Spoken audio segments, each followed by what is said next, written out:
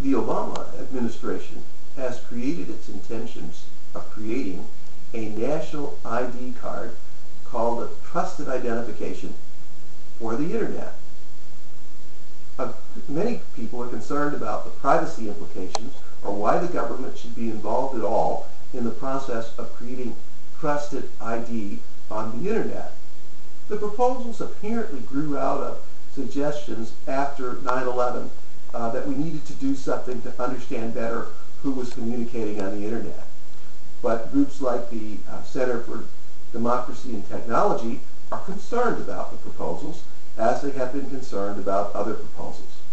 Essentially, I fear, as the Center does, or perhaps I even fear more than the Center does, that this creation of a national ID card will turn into a license to speak and a license to be in the internet.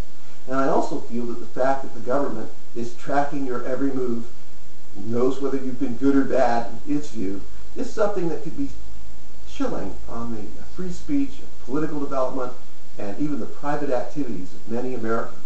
The fact that this ID card would link all your transactions would mean that the government would know everywhere you've been in the internet.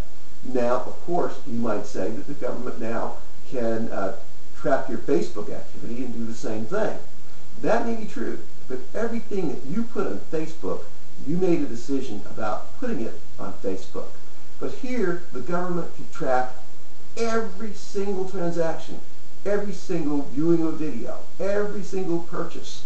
And with people knowing that the government was observing them, what's observed changes from what's unobserved.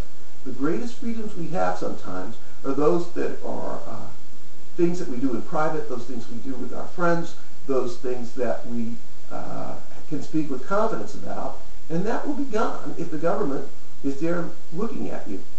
The government's statement that it wanted to place this in the Commerce Department rather than in Homeland Security or under the National Security Agency was meant to assure the American people that this was strictly business and that it was not part of the intelligence community.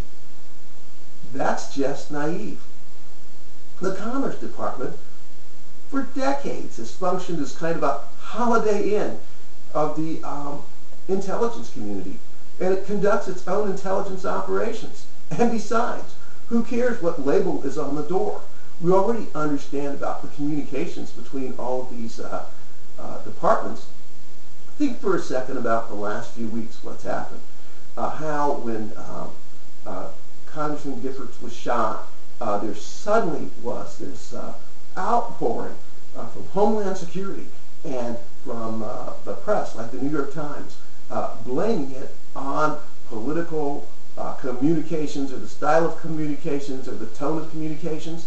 Tell me, would you want to trust the government that did that and the establishment that reacted that way to be monitoring all of your internet communications and keeping track of everything you've done? I don't think so. If there's a need for some kind of centralized coding or centralized access to the internet that will aid the citizen in doing commerce on the internet or aid the citizen in more ready access to the internet, let the private sector develop that. But the government itself should not be in the business of licensing speech and possibly imposing values.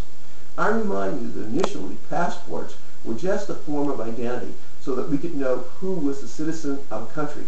But how long did it take for governments to turn passport controls into regulations of who could travel, and how long did it take for governments to regulate people on the basis of speech or political ideas or associations or activities that the government didn't like? And the fact is, if this national ID card for the internet is created, no one knows where it is going to go, and the controls that have been suggested for it are inadequate for the purpose.